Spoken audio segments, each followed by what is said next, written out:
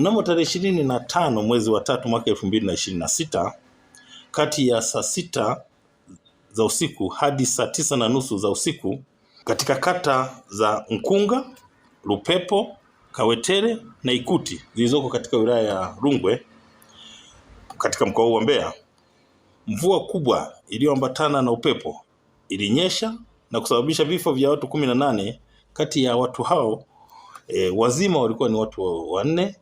na watoto walikuwa ni 14, wa kike wakiwa ni 8 na wa kiume wakiwa ni 6.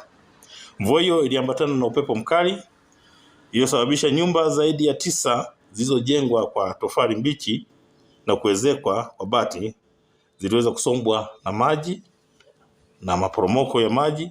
pamoja na udongo uliokuwa ukipita maeneo hayo na kusababisha vifo hivyo ambavyo nimevitaja.